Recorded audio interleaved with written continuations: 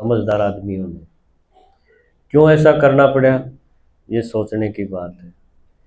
क्योंकि बहुत समय से महिलाओं की जो समस्याएं हैं, उनके जो दुख हैं, उनको नज़रअंदाज किया गया, और जिसका रिजल्ट ये देख रहे हैं हम समाज में, अनेक तरह की कुरीतियाँ, अनेक तरह की प्रॉब्लम्स आ गई।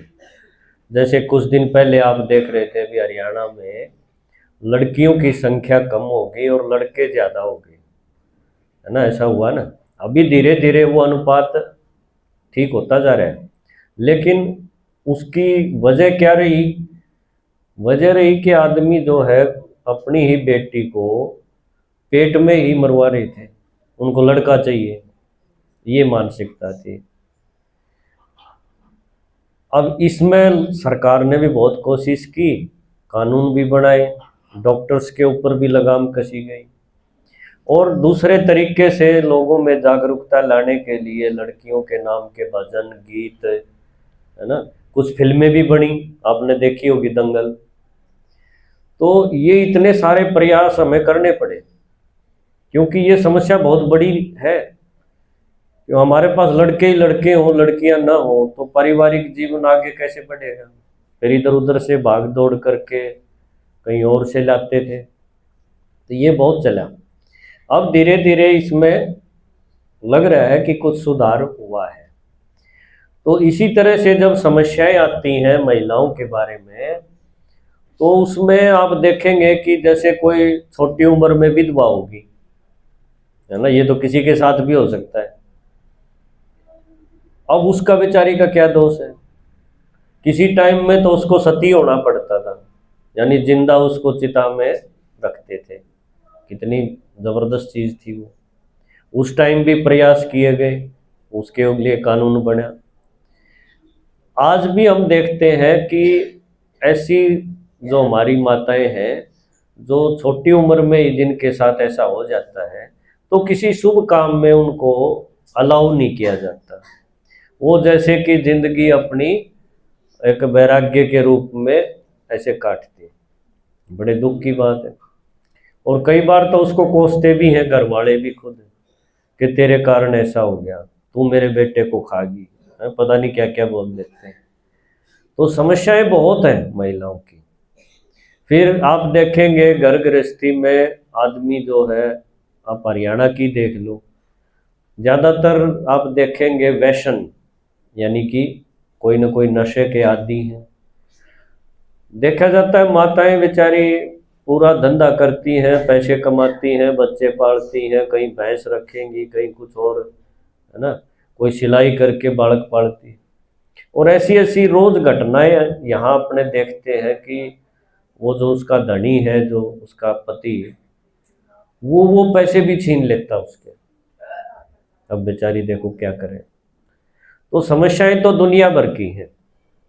इसलिए ये एक महिला दिवस करके मनाया गया कि भाई इस दिन इन समस्याओं के बारे में कुछ विचार किया जाए, और इनका आगे कुछ सुधार हो सके, ऐसी समस्या पैदा न हो, इसके लिए कुछ किया जाए।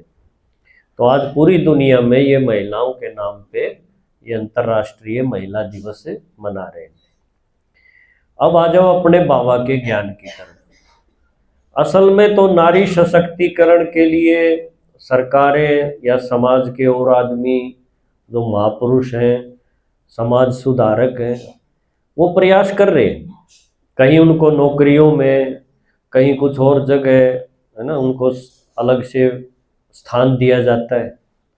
बहुत जगह ऐसी हैं जहाँ पर रिजर्वेशन है लेडीज का, हर एक जगह में, उससे भी कुछ तो फायदा होता है। लेकिन असली बात बनेगी जब वो अंदर से मजबूत बनेगी।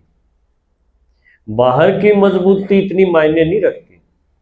जैसे कि पेंशन बढ़ा दी सरकार ने, लेकिन अगर उसकी औलाद है, उसका और परिवार वाले हैं, अगर वो अंदर से कमजोर होगी, मोह में फंसी होगी, तो क्या होगा? उसके पैसे वो छीन लेते, फिर बेचारी वैसी की वैसी, फिर एक मुंह देखेगी, दूसरे की तरफ देखना पड़े।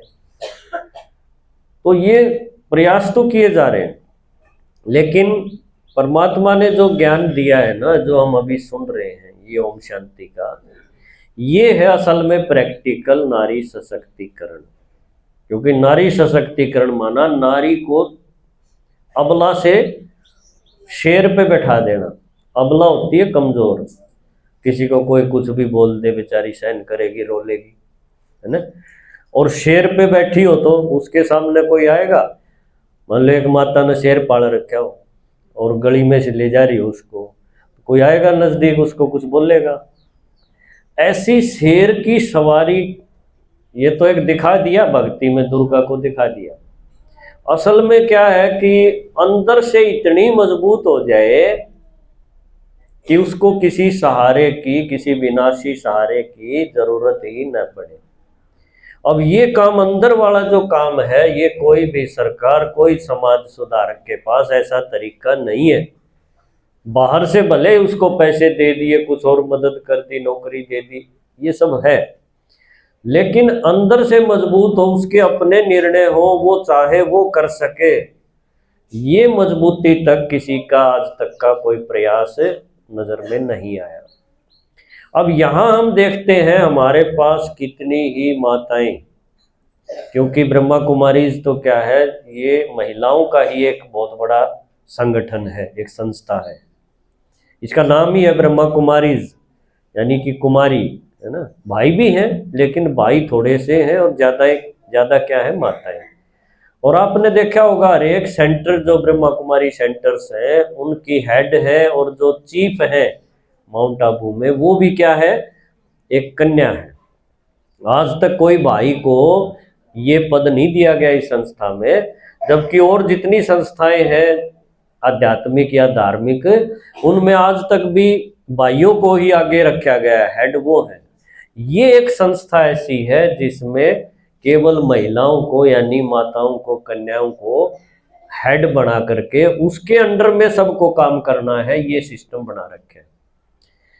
क्योंकि हमने संस्कृत में पढ़ा था, यत्र नार्य पूजन्ते रमन्ते तत्र देवता, ऐसा है भी, नारी की जहां पूजा होगी तो वहां देवता वास करेंगे।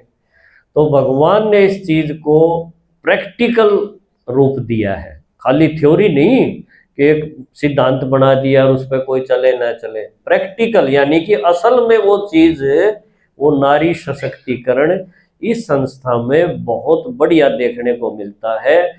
ऐसी ऐसी माताएं जो बेचारी एकदम रोती थी, जिनके आंसू निकलते ही थे, कोई थोड़ा सा कुछ बोल दे, कोई ना कोई दुख उभर के आ जाता था, और वो बेचारी अपनी आंखें खो रही थी, अपना शरीर का सत्यानाश कर चुकी थी। पुराने कोई दुख याद आ गया, या किसी ने कोई ताना कस दिया, इस तरह का जीवन जिनका था। और यहाँ इस ज्ञान को पकड़ के, परमात्मा से योग लगा के, अपने को आत्मा समझ के, आज उनका चेहरा खिल गया। ये कितनी बड़ी बात है। जबकि भगवान ने कोई पेंशन नहीं दी उनको, ना कोई नौकरी दी, सिर्फ क्या दिया, उसको अंदर की ताकत दे दी। और अंदर की ताकत जिसमें आ जाती है उसको बोलते हैं शेर की सवारी। वो अबला नहीं रहती, फिर वो जो चाहे वैसा अपने आप को कर सकती है। तो ऐसा हमारे पास इस पाठशाला में भी, गीता पाठशाला बड़म्बा में भी बहुत सारी ऐसी माताएं हैं, जिनमें से 4-5 माताओं को आज हम सुनवाना चाहेंगे एक एक करके, कि वो बताएंगी कि मेरा जीवन कैसा था, कि कितने कष्ट मेरे जीवन में थे, क्या क्या समस्याएं थी, और जैसे ही मैं इस लाइन में आई, इस ज्ञान को मैंने सुना और अपनी जिंदगी में उतारा, तो कैसे मेरा परिवर्तन, सकारात्मक परिवर्तन, यानी दुख से सुख की तरफ आ गई। आज उनका चेहरा खिल गया। देखना चाहोगे ना, ऐसी माताएं हैं अपने पास, कई नए आए हैं, उनको मैं बता दूं कि ये संस्था इस कार्य को प्रैक्टिकल उठा रही है। ऐसे अनेक एग्जाम्पल हैं, कितने तो हमारे पास ही। तो अभी हम एक एक करके उनके मुख से ही सुनेंगे। तो सबसे पहले